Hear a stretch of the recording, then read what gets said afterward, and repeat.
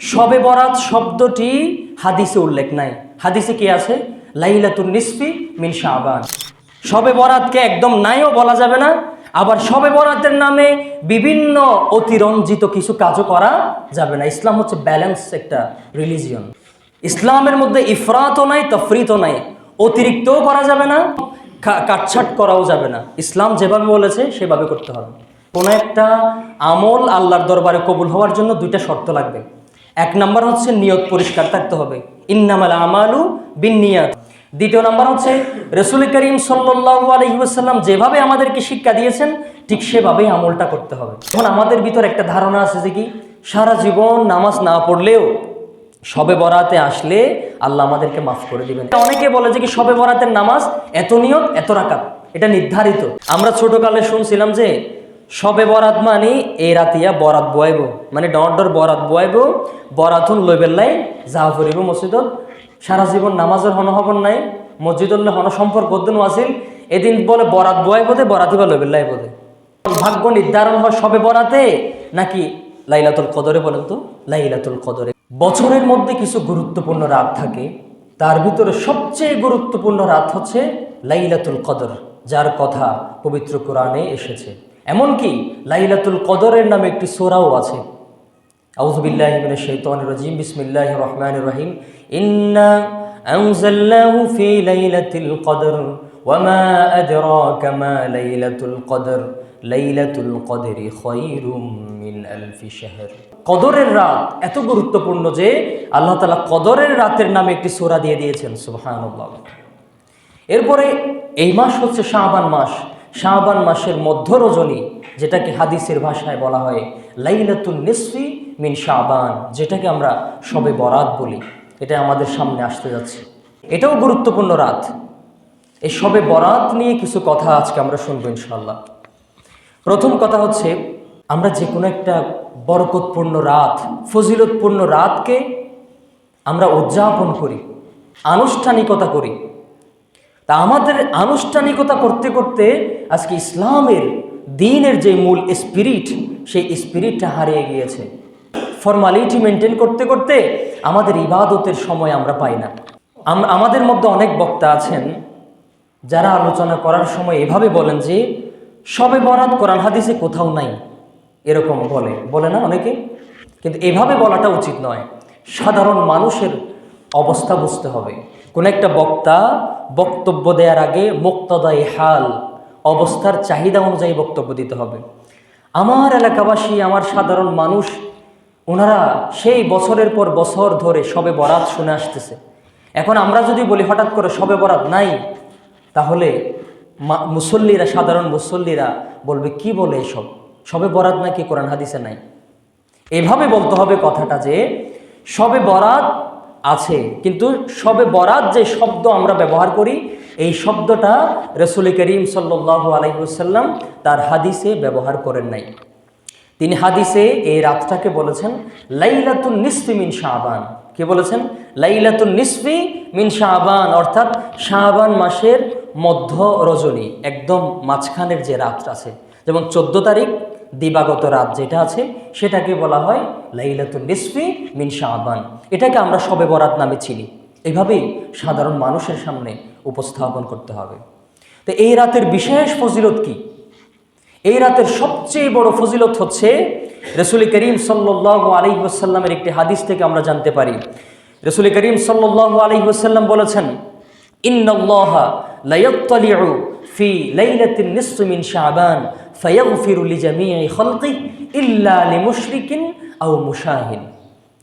এই যে শবে বরাতের বিশেষ ফজিলত হচ্ছে এই রাতে আল্লাহ তাআলা সমস্ত সৃষ্টিকুলকে আল্লাহ সাধারণ ক্ষমা ঘোষণা করে দেন, সুবহানাল্লাহ।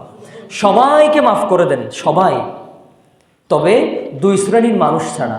এক নাম্বার হচ্ছে ইল্লা লিমুশরিক, যারা শিরিক করে, যারা মুশরিক, যাদের ভিতরে শিরকে আকীদা আছে তাদেরকে, এবং মুশাহিন, যাদের অন্তরের ভিতরে হিংসা আছে, একজন অপরজনের প্রতি বিদ্বেষ আছে, এদেরকে বাদে সবাইকে আল্লাহ তাআলা মাফ করে দেয়, সুবহানাল্লাহ। যে শবে বরাতের এটাই হচ্ছে সবচেয়ে বড় ফজিলত। এই হাদিসটি বিভিন্ন মুহাদ্দিসিনে কেরামগণ ওনারা বর্ণনা করেছেন। সব দিক মিলিয়ে এই হাদিসটি সহির পর্যায়ে চলে আসে। তো এই হাদিস থেকে আমরা একটি শিক্ষা গ্রহণ করব যে শবে বরাতে এই রাতে আমরা দুইটা আমল করব। এক নাম্বার, আমাদের অন্তর থেকে সমস্ত হিংসা বিদ্বেষ এগুলো ধুয়ে মুছে ফেলে দিতে হবে। দুই নাম্বার, আমাদের ভিতরে যে শিরিকে আকীদা আছে, আমরা যে শিরিক করি কথায় কথায়, এই শিরিক বর্জন করতে হবে। এই দুইটি আমল আমরা ওই রাতে ওই দিন শপথ নিব, কমিটমেন্ট করব, আল্লাহর কাছে তওবা করব যে আল্লাহ, আমি বিগত জীবনে অনেক শিরিকে লিপ্ত ছিলাম, আমি অনেক মানুষের প্রতি হিংসা বিদ্বেষ পোষণ করছিলাম। আল্লাহ, আমার অন্তরকে আমি সাফ করলাম, আমার অন্তরকে পরিষ্কার করলাম, আমি সবাইকে মাফ করে দিলাম। আল্লাহ তাআলা অবশ্যই আপনার তওবা কবুল করবেন ইনশাআল্লাহ। যতক্ষণ পর্যন্ত আপনার অন্তরের মধ্যে শিরিক আছে, যতক্ষণ পর্যন্ত আপনার অন্তরের ভিতরে হিংসা বিদ্বেষ আছে, এতক্ষণ আল্লাহ তাআলা আপনার দোয়া কবুল করবেন না, এতক্ষণ পর্যন্ত আল্লাহ তাআলা আপনাকে ক্ষমা করবেন না। তো এখন তো আমরা আল্লাহর কাছে এত দোয়া করি, অনেকে প্রশ্ন করে, হুজুর আমরা আল্লাহর কাছে এত দোয়া করি, প্রতিদিন আল্লাহর কাছে চাচ্ছি, কিন্তু তবুও আমাদের দোয়া কবুল হচ্ছে না কেন? এর পিছনে একটা কারণ আছে। কারণ হচ্ছে আমরা মানুষে যে হিংসা করি, এই কারণে আমাদের দোয়া কবুল হয় না। ভাইয়ে ভাই মিল নাই, ভাইয়ে ভাইয়ে কথা বলি না। মুসলমান 3 দিনের বেশি যদি কথা না বলে, 1 দিন 2 দিন 3 দিন, একটানা 3 দিনের বেশি যদি একজন মুসলমান ভাই আরেকজন মুসলমানের সাথে যদি কথা না বলে, তাহলে তার ইবাদত আল্লাহর কাছে কবুল হয় না। নাউজুবিল্লাহ। তো দেখেন, তো আমরা তো এরকমও মানুষ আছে যে কি এমনকি আমাদের মা বাবার সাথে কথা বলে না, এমন মানুষ আছে, এমন সন্তান আছে মা বাবার সাথে কোনো সম্পর্ক নাই, ভাইয়ের সাথে ভাইয়ের সম্পর্ক নাই, ভাইয়ের সাথে বোনের সম্পর্ক নাই, এরকম আছে না অনেকে? তো এই পরিবারগুলোর সদস্যদের নামাজ, দোয়া, কোরআন তেলাওয়াত, জিকির আজকার এগুলো কি আল্লাহর দরবারে কবুল হচ্ছে না। প্রতি সপ্তাহে 2 বার আমাদের নামাজ দোয়া এগুলো আল্লাহর কাছে পেশ করা হয়, সোমবার এবং বৃহস্পতিবার। এই 2 দিনে আল্লাহর কাছে যখন আমাদের আমল নামাগুলো ফেরেশতারা নিয়ে গিয়ে এভাবে দেয়, তাদের আমলের মধ্যে যদি দেখে যে আত্মীয়তার সম্পর্ক ছিন্ন করছে, আত্মীয় মিল নাই, তাদের ভিতরে ভালোবাসা নাই, সম্পর্ক ছিন্ন করছে, তাদের আমলগুলো আল্লাহ তাআলা ফেলে দেন, কবুল করেন না। নাউজুবিল্লাহ। তাহলে আমাদের উচিত হবে এই শবে বরাত যেটা আসতেছে, এই রাতে যাদের সাথে আমরা কথা বলি না তাদেরকে একদম বুকে জড়িয়ে নিয়ে সবাইকে মাফ করে দিব ইনশাআল্লাহ। আগে সালাম দিবেন। আমরা অনেকেই একজনের সাথে একজনের কথা বলতে গিয়ে বলে যে আমি কেন আগে সালাম দিব, আমি কেন আগে কথা বলবো, সে আমার সাথে আগে কথা বলবে, সে আমাকে আগে সালাম দিবে, তারপরে আমি তার সাথে কথা বলবো। এরকম অনেকেই বলি না? আল বাদিউ বিসসালামি বারিউম মিনাল কিবির, যে আগে সালাম দিবে সে প্রমাণ হবে যে এটা সে অহংকার মুক্ত। সুবহানাল্লাহ। আর যার ভিতরে অহংকার আছে সে আগে সালাম দিবে না। যেভাবেই হোক, আমরা আমাদের শত্রু হোক, আমাদের আত্মীয় স্বজন হোক, যাদের সাথে আমরা কথা বলি না, তাদেরকে আগে সালাম দিব, আসসালামু আলাইকুম ওয়া রাহমাতুল্লাহ। দেখবেন তার মন দিল গলে সে আপনার সাথে আবার সম্পর্ক সৃষ্টি করবে ইনশাআল্লাহ। এই জন্য সালাম দিবেন। তাহলে শবে বরাতের প্রথম আমল হচ্ছে আমরা হিংসা বিদ্বেষ দূর করব, শিরিক থেকে দূরে থাকব। দ্বিতীয় নাম্বার, এই রাতের মধ্যে অনেকেই ধারণা করে থাকেন, অনেকে আলোচনা করেন যে এই রাতে ভাগ্য নির্ধারণ করা হয়। আমরা ছোটকালে শুনছিলাম যে শবে বরাত মানে এই রাতিয়া বরাত বয়াইব, মানে ডর বরাত বয়াইব, বরাতুন লইবেল্লাই যা করিব মসজিদত, সারা জীবন নামাজের হন হবন নাই, মসজিদুল্লাহ হন সম্পর্ক বদ্ধন আসিল, এদিন বলে বরাত বয়াই বোধে, বরাতি বা লইবেল্লাই বোধে। এই লেখান ধারণা আর তো নাই, সারা জীবন শুনে আসি। আচ্ছা, বরাত শব্দ এবার কি শব্দ ইয়ান জানা পরিবাগদি। এই শব্দটা হচ্ছে বারাআত, এটা আরবি শব্দ। বারাআত মানে হচ্ছে মুক্তি পাওয়া। কি পাওয়া? মুক্তি। এই রাতে আল্লাহ তাআলা সবাইকে মাফ করে দিয়ে, সাধারণ ক্ষমা ঘোষণা করে দিয়ে সবাইকে মুক্ত করে দিবেন, মুক্তি দিবেন গুনাহ থেকে। এই জন্য এই রাতকে বলা হয় লাইলাতুল বারাআত, আমরা বলি শবে বরাত। তাহলে বারাআত মানে কি বলছি? মুক্তি, মুক্তির রাত। এই দিন আল্লাহ তাআলা আমাদেরকে গুনাহ থেকে মুক্ত করে দিবেন। অনেক আলোচক এভাবে আলোচনা করেন যে একটা কোরআনের আয়াত আছে, ইন্না আনজালনাহু ফি লাইলাতিন মুবারাকা ইন্না কুন্না মুনজিরিন ফিহা ইউফরাকু কুল্লু আমরিন হাকীম। এই আয়াতের তাফসীর করতে গিয়ে অনেকে বলেছে কি, ইন্না আনজালনাহু ফি লাইলাতিন মুবারাকা, আমি এই কোরআনকে নাজিল করেছি একটি বরকতময় রাতে, বরকতময় রজনীতে। সেই রাতে ফিহা ইউফরাকু কুল্লু আমরিন হাকিম, সেদিন সমস্ত আমাদের যাবতীয় আমাদের ভাগ্য যেগুলো আছে সমস্ত বিষয় এগুলো স্থির করা হয়, নির্ধারণ করা হয়। আচ্ছা, কোরআন কোন রাতে নাজিল হয়েছে বলেন তো? কোরআন নাজিল হয়েছে কোন রাতে? শবে বরাতে নাকি লাইলাতুল কদরে? লাইলাতুল কদর। আল্লাহ কোরআনে একটা সূরা দিয়েছেন, ইন্না আনজালনাহু ফি লাইলাতিল কদর। আল্লাহ কোরআনে বলেছেন আমি কদরের রাতে কোরআন নাজিল করেছি। কদরের রাত সেটা কখন? রমজান মাসের শেষ দশকে। তো এখন অনেকে এই আয়াতের তাফসীর করতে গিয়ে বলেছে কি, আমি কোরআন নাজিল করেছি মুবারক রাতে, সেদিন সমস্ত কিছুর ভাগ্য নির্ধারণ করা হয়। এখন ভাগ্য নির্ধারণ হয় শবে বরাতে নাকি লাইলাতুল কদরে বলেন তো? লাইলাতুল কদরে। কারণ এই আয়াত থেকে আমরা বুঝতে পারি যে লাইলাতুল কদরেই আমাদের ভাগ্য নির্ধারণ হয়। লাইলাতুল মানে কি? রাত। লাইলাতুল মানে রাত, আর কদর মানে হচ্ছে ভাগ্য। তাকদির বলে না, তাকদির, তাকদির থেকে কদর শব্দ আসছে। কদর মানে ভাগ্য। তাহলে ভাগ্য রজনী যেদিন আমাদের সমস্ত ভাগ্য নির্ধারণ হবে, সেই রাত হচ্ছে লাইলাতুল কদর। এটা শবে বরাত নয়, লাইলাতুল কদরে আমাদের ভাগ্য নির্ধারণ হয়। আগামী বছর পর্যন্ত আমাদের কি কি হবে, কোন সন্তান জন্মগ্রহণ করবে, আমরা কি কি রিজিক পাবো, সব কিছু আল্লাহ তাআলা লিখে ফেলেন ওই লাইলাতুল কদর। তাহলে এই আয়াতের তাফসীর করতে গিয়ে যে ভুলটা আমরা করি, সেই ভুলটা আর করা যাবে না। আমাদেরকে এটাই চূড়ান্তভাবে বিশ্বাস করতে হবে যে কোরআন যে রাতে নাজিল হয়েছে লাইলাতুল কদরে, সেই রাতেই আমাদের ভাগ্য নির্ধারণ হয়। 3 নম্বর বিষয়, শবে বরাতে কি কি আমল করব, দোয়া মোনাজাত কি কি আমরা আমল করব। এখন আমাদের ভিতর একটা ধারণা আছে যে কি, সারা জীবন নামাজ না পড়লেও শবে বরাতে আসলে আল্লাহ আমাদেরকে মাফ করে দিবেন, এরকম একটা ধারণা আমাদের আছে না? কিন্তু একটা উদাহরণ দিই আপনাদেরকে। উদাহরণটা হচ্ছে, ধরেন আপনি কোথাও চাকরি করেন, ধরেন মসজিদের চাকরি, ইমাম সাহেব সারা বছর চাকরি করছেন, তাকে একটা বোনাস দেয়া হয় না ঈদের সময়? বছরের শেষে একটি বোনাস দেয়া হয়। বোনাস কখন দেয়? চাকরি করতে গিয়ে চাকরিজীবীকে বোনাস দেয়া হয় যদি তিনি সারা বছর সুন্দর করে চাকরি করে, সুন্দর মতো উপস্থিত থাকে, তখন তাকে বোনাসটা দেয়া হবে। এই যে শবে বরাত, শবে কদর, এগুলো হচ্ছে আমাদের জন্য বোনাস। বোনাস বোনাস কারা পাবে? যারা সারা বছর নামাজ পড়ছে, সারা বছর ইবাদত করছে, সারা বছর মসজিদের সাথে সম্পর্ক ছিল, তাদেরকেই বোনাসটা দেয়া হবে। কিন্তু সারা বছর মসজিদের সাথে কোনো সম্পর্ক নাই, নামাজের খবর নাই, রোজার খবর নাই, আল্লাহর ইবাদতের খবর নাই, তাদেরকে কি স্পেশাল বোনাসটা দেয়া হবে? কখনো সম্ভব না। তবে এই রাতের মধ্যে অনেকে আসে, অনেক বসন্তের কোকিল দেখা যায়, মাঝে মাঝে জুমার নামাজেও দেখা যায়। সারা সপ্তাহে তো নামাজ পড়ে না, জুমার নামাজে আসে। আবার সারা বছর ইবাদত করে না, শবে বরাত শবে কদরে ঈদের নামাজে আসে। তা আমি বলবো তারা আসুক, সমস্যা নাই। এক রাতের জন্য হলেও তো অন্তত ইবাদত করতেছে, অন্তত একটা রাত হলেও আল্লাহর দরবারে চোখের পানি ফেলে কান্না করতেছে, তাদেরকে আসতে দেন, বসতে দেন, দোয়া করতে দেন। কারণ আল্লাহ বলেছেন, ওয়াইদা সাআলাকা ইবাদি আন্নী ফাইন্নী করিব উজিবু দাওয়াতাদ দাঈ ইযা দাআন। আমার বান্দা যখন চোখের পানি ফেলে আমার দরবারে কান্নাকাটি করে আমাকে চায়, তাদের দুয়ার জবাব দিই। সুবহানাল্লাহ। আমার বান্দা যখন আমার কাছে চায়, আমি সাথে সাথেই তাদের এই দুয়ার জবাব দিই এবং তাদেরকে মাফ করে দিই। সুবহানাল্লাহ। আল্লাহ তাআলা কোরআনে বলেছেন, লা তাকুনাতু মির রাহমাতিল্লাহ, তোমরা আল্লাহর রহমত থেকে নিরাশ হইও না। ইন্নাল্লাহা ইয়াগফিরুয যুনুবা জামিআ, আল্লাহ বলেছেন আমি তোমাদের সমস্ত গুনাহ মাফ করে দিব। সুবহানাল্লাহ। নিরাশ হতাশ না হতে বলেছে আল্লাহ তাআলা।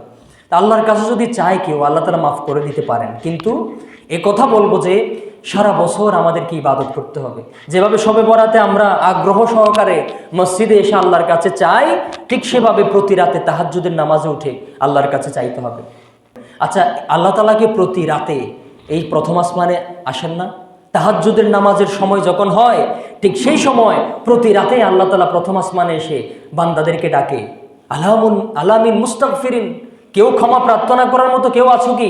কেউ রিজিক চাওয়ার মতো কেউ আছো? আল্লাহ তাআলা প্রতি রাতে তাহাজ্জুদের নামাজের সময় প্রথম আসমানে এসে বান্দাদেরকে ডাক দেয়, বলে যে আসো আমার কাছে চাও, আমি দেওয়ার জন্য রেডি, তোমরা আমার কাছে চাইতে দেরি, আমি দিতে দেরি করব না। সুবহানাল্লাহ।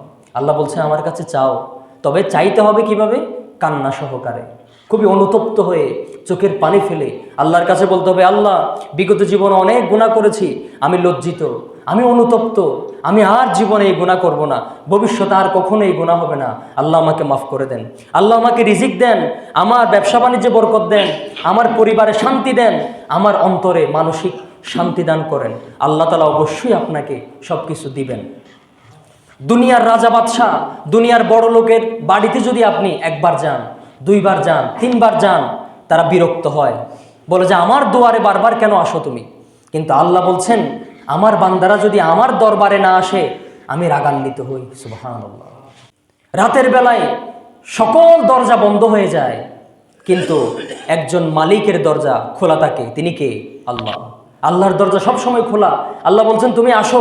সবাই যখন ঘুমিয়ে পড়ে সেই সময় তুমি আমার কাছে চাও, আমি তোমাকে সব কিছু দিতে রাজি আছি। কিন্তু আমরা দুনিয়াতে হতাশ হয়ে পড়ি, চাকরি পাচ্ছি না, টাকা পয়সা নাই, রিজিকে কষ্ট পাচ্ছি, আমাদের পড়াশোনা ঠিকমতো হচ্ছে না, আমাদের ব্যবসা বাণিজ্য ঠিকমতো হচ্ছে না, সংসারে শান্তি নাই, ছেলে কথা শুনে না, স্ত্রী অবাধ্য, এই সব কিছুর জন্য আমরা মানসিক প্যারায় থাকি, ডিপ্রেশনে থাকি। কিন্তু এই ডিপ্রেশনকে কাটানোর জন্য আমরা কত মোটিভেশনাল কথা শুনি, কত মোটিভেশনাল ভিডিও দেখি, কত মানুষের কাছে নসিহত নিই, উপদেশ নিই, কিন্তু কখনো কি আমরা তাহাজ্জুদের নামাজে উঠে চোখের পানি ফেলে আল্লাহর কাছে বলেছি আল্লাহ আমার এই সমস্যা, আল্লাহ তুমি রব, তুমি ছাড়া এই বিপদ থেকে উদ্ধার করার মালিক কেউ নাই, তুমি ছাড়া আমাকে শান্তি দেওয়ার মালিক কেউ নাই, তুমি ছাড়া রিজিক দেওয়ার মতো কেউ নাই। এভাবে যদি আমরা বলি আল্লাহ তাআলা তাহাজ্জুদের নামাজের দোয়া কখনো ফেরত দেন না। সুবহানাল্লাহ। তাহলে এই রাতে আমরা আল্লাহর কাছে চাইলেও না চাইলেও আল্লাহ তাআলা সাধারণভাবে সবাইকে মাফ করে দিবেন। আপনি যদি এই রাতে ঘুমিয়েও থাকেন তবুও আল্লাহ মাফ করে দিবেন, এটা হাদিস। এই রাতে উঠে দোয়া করলেও মাফ করে দিবেন, না করলেও মাফ করে দিবেন। কিন্তু কেউ যদি চায় এই রাতে ইবাদত করবে, সারা বছর ইবাদত করছে, সারা জীবন ইবাদত করছে, সারা মাস ইবাদত করছে, এই রাতেও ইবাদত করতেছে, তাহলে নো প্রবলেম। কিন্তু কিছু মানুষ আছে সারা বছর কোনো ইবাদত নাই, সারা মাস কোনো ইবাদত নাই, সারা সপ্তাহ কোনো নামাজ পড়ে না, কিন্তু তারা মনে করে যে তাদের বিশ্বাস হচ্ছে সারা জীবন নামাজ না পড়লেও শবে বরাতে আসলে আল্লাহ তাআলা আমার গুনাহ সবগুলো মাফ করে দিবে। এমন কিছু ধারণা মানুষের আছে না? এই ধারণা ভুল। 4 নাম্বার বিষয় হচ্ছে এই রাতে অনেকেই বলে যে কি এত রাকাত নামাজ পড়তে হবে, 6 নিয়ত 12 রাকাত, অনেকে 50 রাকাত, অনেকে বলে যে এই নিয়তে এই সূরা পড়তে হবে, এই রাকাতে এই সূরা পড়তে হবে, ওই রাকাতে এই সূরা পড়তে হবে, এভাবে শিখিয়ে দেয়। অনেক মসজিদে আমরা যখন ছোট ছিলাম এই পড়াশোনাগুলো করি নাই, ঠিক সেই সময় দেখতাম আমাদের মসজিদে ইমাম সাহেব দাঁড়িয়ে বলতেন যে এখন শবে বরাতের নামাজ হবে, আপনারা সবাই শবে বরাতের নামাজ পড়েন 6 নিয়ত 12 রাকাত বা এত রাকাত, এই রাকাতে এই সূরা পড়বেন, ওই রাকাতে ওই সূরা পড়বেন। কিন্তু হাদিসে কোথাও এমন নেই যে রাসূল করিম সাল্লাল্লাহু আলাইহি ওয়াসাল্লাম, সাহাবায়ে কেরাম বা কেউ এইভাবে নির্ধারিত করে নামাজ পড়ছেন বা এই রাকাতে এই সূরা পড়ছেন নির্ধারিতভাবে, এমন কোনো হাদিস পৃথিবীর কেউ দেখাইতে পারবে না। তবে অনেক তাবেঈগণ এই রাতে ইবাদত করেছেন, অনির্দিষ্টভাবে ইবাদত করতে পারেন, 2 রাকাত 2 রাকাত 2 রাকাত করে করে সারা রাত ইবাদত করতে পারেন। কিন্তু অনেকে বলে যে কি এই যে আমরা ডেইলি 5 ওয়াক্ত নামাজ পড়ি না, ফজর, জোহর, আসর, মাগরিব, এশা, এগুলো কি চেঞ্জ করা যাবে, পরিবর্তন করা যাবে? 5 ওয়াক্ত এটা নির্ধারিত, এটা আল্লাহর পক্ষ থেকে ফরজ 5 ওয়াক্ত। তো এইরকম 5 ওয়াক্ত নির্ধারিত যেমন আমাদের ফরজ নামাজ, ঠিক তেমনইভাবে অনেকে বলে যে কি শবে বরাতের নামাজ এত নিয়ত এত রাকাত, এটা নির্ধারিত। এরকম যারা বলবে তাদের কাছে আপনারা দলিল চাইবেন, দলিল কই, হাদিস কই? এমন কোনো নির্ধারিত নামাজ নাই। আপনি পড়তে পারেন নফল নামাজ 2 রাকাত করে করে সারা রাত পড়তে পারেন, কোনো বাধা নাই, কোনো ধরা বাধা, কোনো নিয়ম নাই। তারপর আরেকটা বিষয়, এই রাতের মধ্যে আমরা কি করি, এখানে তো করে না, অনেক জায়গায় দেখা যায় সাজসজ্জা, মসজিদকে ডেকোরেশন করে সাজায়, এই যে ঝিনুক বাতি দেয়, লাইটিং করে, কত কিছু করে, সেদিন গরু জবেহ করে, আনন্দ উল্লাস করে, সারা রাত আনন্দ ফুর্তি করতে থাকে। এরকম অনেক মসজিদ আছে। আমরা ইসলাম ধর্মকে আনুষ্ঠানিকতায় পরিণত করে ফেলেছি, সব কিছুতে আনুষ্ঠানিকতা। আনুষ্ঠানিকতা পরিহার করতে হবে। যেমন ধরেন আমরা ফাতিহা করেন না, ফাতিহা আর বেগুনে ফাতিহা তো বুঝি যে আর মানুষ মারা গিয়ে ফাতিহা করা ফুরিব, 60 দিনের দিন করা ফুরিব, 40 দিনের দিন করা ফুরিব, এই বিষয়ে ওনারা একটা বুঝাই দিই। আনুষ্ঠানিকতা হারে হয়, আরা ইসলাম ধর্মের হদ্দুর পর্যন্ত লই গই ইয়ান বুঝন। তা আমাদের ভিতরে অনেকের বিশ্বাস যে আমার ভাই মারা গেছে, আমার বাবা, আমার মা, আমার কোনো আত্মীয় স্বজন মারা গেছে, আমি তার জন্য কিছু খাবার খাওয়াবো, গরিব দুঃখী অসহায় মিসকিন যারা আছে, যারা খেতে পারে না, যারা এক বেলা খেলে আরেক বেলা খেতে পারে না তাদেরকে। কিন্তু বাস্তবতা কি? বাস্তবতা হচ্ছে আমরা 4 দিনের দিন বা 40 দিনের দিন যেই আমরা ফাতিহা করাই, মানুষদেরকে খাবার খাওয়াই, এখানে কারা কারা আসে দেখেন। প্রথম নাম্বার, এলাকার মেম্বার, এলাকার চেয়ারম্যান থাকে না? তারপরে এমপি সাহেবকে যদি সুযোগ হয় দাওয়াত দিবে। তারপরে আমার আত্মীয় স্বজনের ভিতরে যারা ধনী আছে, টাকাওয়ালা পয়সাওয়ালা লাখ লাখ টাকার মালিক, তারাও আসে, সাথে আবার হাদিয়া নিয়ে আসে, গিফট নিয়ে আসে, টাকা নিয়ে আসে। এরকম করতে করতে সমাজের যাদের সামর্থ্য আছে সবাই আগে খেয়ে ফেলবে সুন্দর করে, তারপরে আস্তে আস্তে গরিব দুঃখী যাদেরকে আছে তাদেরকে অল্প অল্প করে দিবে। কিন্তু আমরা ফাতিহা এটা কেন করাই, কেন খাওয়াই? খাওয়ানোর মূল উদ্দেশ্য হচ্ছে যিনি মারা গেছেন তার কবরে একটু ইসালে সোয়াব যাবে, কিছু সদকা হিসাবে সোয়াব যাবে। সোয়াব যদি আপনি যদি সোয়াব দিতেই চান কবরে, তাহলে কাদেরকে খাওয়াইতে হবে? মিসকিন, ফকির যারা আছে, যারা খাইতে পারে না তাদেরকে খাওয়ান। আমরা হচ্ছে একটা কথা আছে না, তেলা মাথায় তেল দেয়া, যার মাথায় তেল আছে তার মাথায় তেল দিয়ে লাভ আছে? যে খাইতে পারে না, যার সামর্থ্য নাই, তাকে খাওয়াবেন, এটাই হচ্ছে ইসলামের নিয়ম। আবার আমাদের ভিতরে যেই বিশ্বাস আছে 4 দিনের দিন করতে হবে, 5 দিনের দিন করা যাবে না, 6 দিনের দিন করা যাবে না, 10 দিনের দিন করা যাবে না, আবার ওদিকে আবার 40 দিন করতে হবে, এরকম একটা বিশ্বাস আছে। ইসলাম ধর্মে এরকম কোনো বিধান নাই যে নির্ধারিত 4 দিনের দিন করতে হবে বা 40 দিনের দিন করতে হবে, এমন কোনো বিধান ইসলামে নাই। আবার এমনও বিশ্বাস আছে যে ধরেন যে মারা গেছেন সে বেশি আপেল পছন্দ করতো, আপেল, তার জন্য বলে আপেল কেটে ফাতিহা করাইতে হবে। আপেলের সুঘ্রাণ তার কবরে চলে যাবে, তার রূহ বলে বাড়িতে চলে আসে, বাড়িতে এসে ওই খাবারের সুঘ্রাণ গ্রহণ করে। নাউজুবিল্লাহ। কবরের মধ্যে যখন একজন মানুষ মারা যায় সেখান থেকে আসার কোনো সুযোগ আছে? এই যে রূহ চলে আসে, রূহ এসে বাড়িঘরে ঘুরে, এগুলো হচ্ছে হিন্দুদের ধারণা। হিন্দুদের এই যে দ্বিতীয়বার আবার জন্মগ্রহণ করে এরকম একটা ধারণা আছে হিন্দুদের। হিন্দুরা বলে যে মানুষ মারা গেছে তার আত্মা চলে আসবে বাড়িতে। এই যে হিন্দুয়ানি সংস্কৃতি, এগুলো মুসলমান ধরে আছে। তারপরে বলে যে কি আমার ছেলে একটু মুরগি পছন্দ করতো, বেশি মুরগি রান্না করবে, তারপরে সেগুলোর সুঘ্রাণ কবরে যাবে বা তার রূহ সেগুলো পাবে। নাউজুবিল্লাহ। এরকম কিছু ভ্রান্ত ধারণা আছে।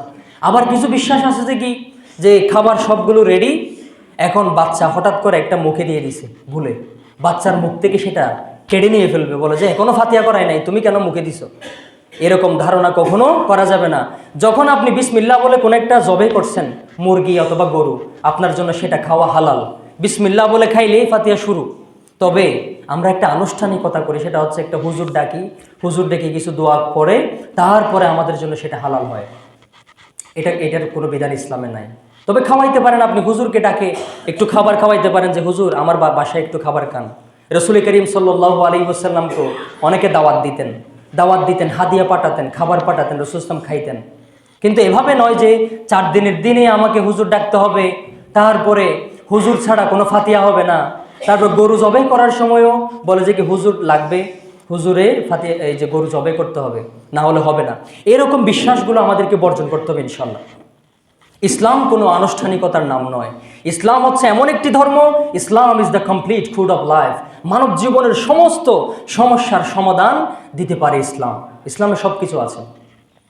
তাহলে আজকের আলোচনা আমরা কি বিষয় করছিলাম? শবে বরাত। তাহলে প্রথম কথা হচ্ছে শবে বরাত শব্দটি হাদিসে উল্লেখ নাই। হাদিসে কি আছে? লাইলাতুন নিসফি মিন শাবান। শবে বরাতকে একদম নাইও বলা যাবে না, আবার শবে বরাতের নামে বিভিন্ন অতিরঞ্জিত কিছু কাজও করা যাবে না। ইসলাম হচ্ছে ব্যালেন্স একটা রিলিজিয়ন, ব্যালেন্স। আল্লাহ তাআলা বলেছেন যে কি, আমি উম্মাতাও ওয়াসাত, তোমাদের কি করেছি একটা ব্যালেন্স, একটা উম্মত। ভারসাম্য বজায় রাখতে হবে। ইসলামের মধ্যে ইফরাতও নাই, তাফরিতও নাই, অতিরিক্তও করা যাবে না, একদম কাটছাট করাও যাবে না। ইসলাম যেভাবে বলেছে সেভাবে করতে হবে। তাহলে লাস্ট কথা হচ্ছে, কোনো একটা আমল আল্লাহর দরবারে কবুল হওয়ার জন্য 2টা শর্ত লাগবে। 1 নাম্বার হচ্ছে নিয়ত পরিষ্কার থাকতে হবে। ইন্নামাল আমালু বিন্নিয়াত, নিয়ত যেরকম আমলের সওয়াবও সেরকম। নিয়তকে পরিষ্কার করতে হবে 1 নাম্বার। 2 নাম্বার হচ্ছে রাসূল করিম সাল্লাল্লাহু আলাইহি ওয়াসাল্লাম যেভাবে আমাদেরকে শিক্ষা দিয়েছেন ঠিক সেভাবেই আমলটা করতে হবে। এই 2টা শর্ত যদি পাওয়া না যায় তাহলে আমাদের আমলগুলো কখনো আল্লাহর দরবারে কবুল হবে না। তাহলে শবে বরাত এই রাতটার ফজিলত অবশ্যই আছে। তাহলে এই রাতে নিয়ত করতে হবে যে কি আল্লাহ তালা অবশ্যই আমাকে মাফ করে দিবেন। তাহলে অন্তরকে পরিশুদ্ধ করার জন্য দুইটা জিনিস বাদ দিতে হবে, একটা শিরিক আর একটা হচ্ছে হিংসা বিদ্বেষ। আর দ্বিতীয় নাম্বার হচ্ছে যে রসুল করিম সাল্লাল্লাহু আলাইহি ওয়াসাল্লাম কীভাবে আমল করতে বলছেন। রসুল কখনো শবে বরাত পালন করেন নাই, যে সবাই মসজিদে আসবে, একসাথে ইবাদত করবে, একসাথে মোনাজাত করছে, একসাথে জিকির করছে, এরকম কোনো রসুলের ইতিহাস নাই। তাহলে আমি এতটুকুই বলবো যে এলাকার মানুষ যদি ইবাদত করতে চায় সে রাতে করুক, সারা বছর মসজিদে না আসলেও এই রাতে আসুক, সমস্যা নাই, একদিনের জন্য হলেও তো ইবাদত করতেছে। তাহলে কখনো মানুষদেরকে ধোঁকা দেওয়া যাবে না যে শুধুমাত্র এই রাতে কেন তুমি মসজিদে আসছো। এরকম অনেক আছে সমাজযোগ্য ইয়াং ফুয়া নামাজ পড়তে স্যার, হঠাৎ করে একদিন মসজিদ মাথা এসে হদুন মুরব্বী এই বাড়িকে এই তারিখ ক্যাঙ্গরিং করে সাহেব হয়ে গেছে, ক্যাঙ্গরিং করে সাহেব আধবারটা গেঞ্জি ভরে এসে একজনে হানা হইব দেখি কি এই আধবারটা গেঞ্জি ভরে এসে এই নামাজ হবো নি তার, এই নামাজ পুরানো হইবে। তারপর ফুয়া হদুন ফিসুদ দি মাতের ওই দেই তুই মসজিদ মাঝে নোয়াবি, তোর বাবুরে ফাটাবি, তোর বাবু নামাজ পড়ে না, তুই মসজিদে তো যাবই। এইরকম ধমক দেয়া যাবে না। একটা যুবক হাতা গেঞ্জি পরে আসছে, টুপি নাই, সমস্যা নাই, সে আসুক, আগে মসজিদে আসুক, নামাজ পড়ুক, নামাজের পরিবেশ সে যখন পাবে আস্তে আস্তে সে মাথায় টুপি দিবে। 1 মাস পর 2 মাস পর দেখবেন সে পাঞ্জাবি পরবে, তারপর সে সিগারেট খায়, স্মোকিং করে। আপনি দেখেন দোকানপাটে বসে সে সিগারেট খায়, সে মসজিদে আসতেছে, আপনি বলতেছেন যে সে সিগারেট খেয়ে আসতেছে মসজিদে, আসুক, সমস্যা নাই। এসে আস্তে আস্তে যখন নামাজের পরিবেশে দিনের একটা পরিবেশ তার ভিতরে সৃষ্টি হয়ে যাবে, সে আস্তে আস্তে সিগারেট খাওয়া ছেড়ে দিবে। কিন্তু আপনি যদি তাকে এভাবে কটাক্ষ করেন, ট্রল করেন, তাকে নিয়ে বাজে মন্তব্য করেন, তাকে ধমক দেন, সে আর কখনো মসজিদে আসবে না। আর আঞ্চলিক ভাষা থদেজ্ঞ কোরা ধরতে মনে হলে আগে আদাত দিদি আগে ঢুকা পড়িব, এরপরে কোরাই বা দড়ি জড়াইতে পারি বান্ধে। ঠিক তেমনি আমাদের এলাকার যারা যুবক ভাইয়েরা আছে, সারাদিন টিভি দেখতেছে, সমস্যা নাই, সে মসজিদে তো আসতেছে, অন্তত সারাদিন খারাপ কিছু করতেছে, অন্তত নামাজটা পড়তেছে, তাকে আপনাদের বাহবা দেওয়া উচিত, তাকে স্বাগতম ওয়েলকাম দিয়ে আপনাদেরকে বুকে জড়িয়ে নেওয়া উচিত। আর ছোটো ছোটো বাচ্চারা যদি মসজিদে আসে, তারা যদি দৌড়াদৌড়ি করে, গল্প গুজব করে, মাতামাতি করে, তাদেরকে একটু কাছে ডেকে বলবেন এটা মসজিদ, এখানে আওয়াজ করা যায় না, এখানে আওয়াজ করলে এভাবে ক্ষতি হয়, মানুষের নামাজের ক্ষতি, এভাবে বোঝাবেন। তবে আরেকটি মাসালা, যেই বাচ্চাদেরকে বাবা মায়েরা কন্ট্রোল করতে পারে না বাড়িতে, অনেক বাচ্চা এরকম আছে না দুষ্টামি করে, বাবা মাও বাড়িতে কন্ট্রোল করতে পারে না, এমন বাচ্চাদেরকে মসজিদে আনা যাবে না। কারণ এই বাচ্চা বাড়িতে এমনভাবে এই হই হুল্লোড় করে, মসজিদেও ঠিক সেইভাবে করবে, তাহলে মুসল্লিদের নামাজের ক্ষতি হবে। তো যে বাচ্চারা শান্ত ভদ্র, আপনার পাশে দাঁড়িয়ে রাখলে সে সোজা দাঁড়িয়ে থাকবে, এরকম বাচ্চাদেরকে মসজিদে আনা জায়েজ আছে, উচিত। কিন্তু যেই বাচ্চাগুলো বাড়িতেও এমনভাবে হই হুল্লোড় করে, বাড়িসহ অস্থির হয়ে যায়, এমন বাচ্চাদেরকে মসজিদে না আনা উচিত। তবে 7 বছর বয়স থেকে নামাজের নসিহত করতে হবে, আস্তে আস্তে মসজিদে নিয়ে আসতে হবে। 10 বছর বয়সে শাস্তি দিতে হবে, বেত্রাঘাত করতে হবে, শাসন করতে হবে 10 বছর বয়স থেকে। এইটাই হচ্ছে ইসলামের নিয়ম। আল্লাহ তাআলা আমাদের সবাইকে আজকের কথাগুলো আমল করার তৌফিক দান করুন, আমিন। আসসালামু আলাইকুম ওয়া রাহমাতুল্লাহি ওয়া বারাকাতুহু।